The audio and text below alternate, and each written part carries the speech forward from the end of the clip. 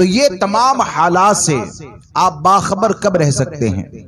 ایسے فتنوں سے آپ کب بچ سکتے ہیں؟ اپنی حفاظت کب کر سکتے ہیں؟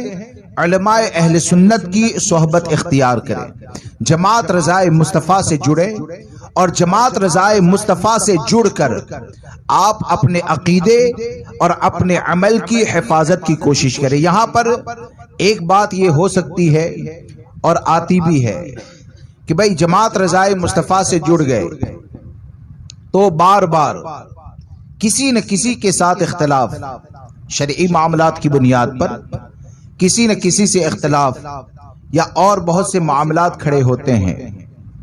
تو یہ جو معاملات کھڑے ہوتے ہیں نا، تو اس بات کو یاد رکھ کر چلیں، یہ قرب قیامت ہے۔ کیا ہے یہ؟ قرب قیامت ہے۔ اور اپنے ایمان اور عقیدے کی اگر حفاظت کرنی ہے تو پریشانیوں کو برداشت تو کرنا ہی پڑے گا، پریشانیوں کو برداشت کرنا پڑے گا۔ میں آپ کو ایک روایت سناتا ہوں کہ ایک روایت میں نے پڑھی کہ ایک روایت کے اندر یہ آیا کہ قرب قیامت میں ایمان کی حفاظت کرنا ایسے ہی ہے جیسے کہ ہاتھ میں انگارہ لے کر چلنا، ہاتھ میں انگارہ رکھنا۔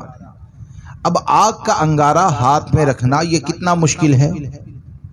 اب آگے کیا ارشاد فرمایا گیا کہ یہ انگارہ اگر ہاتھ سے گرے گا تو ایمان جلائے گا۔ کیا ہوگا؟ ہاتھ سے گرے گا تو ایمان جلائے گا، اور ایمان بچے گا تو ہاتھ جلے گا۔ یعنی دو صورتیں ہمارے سامنے رکھی گئی کہ وہ انگارہ اگر ہاتھ سے گرا تو ہاتھ میں پکڑ کے رکھنا یہ کتنا مشکل ہے۔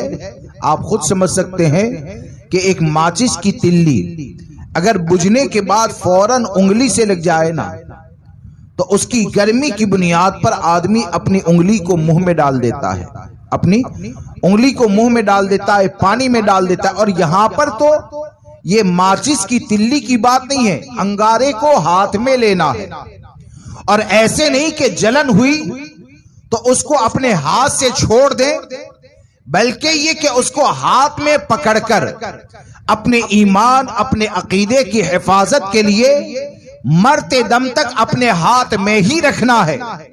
اگر ہاتھ میں رکھو گے تو ایمان کی حفاظت کے ساتھ دنیا سے جاؤ گے۔ اب یہ انگارہ کیا ہے؟ یہ چاروں طرف انگارے ہی تو ہے نا۔ یعنی رافضیت کا فتنہ، آج کچھ بولنے کے لیے جائے تو ایک بڑی مصیبت بڑی پریشانی کھڑی ہو جائے، کبھی گالی سننی پڑے، کبھی کچھ اور برداشت کرنا پڑے۔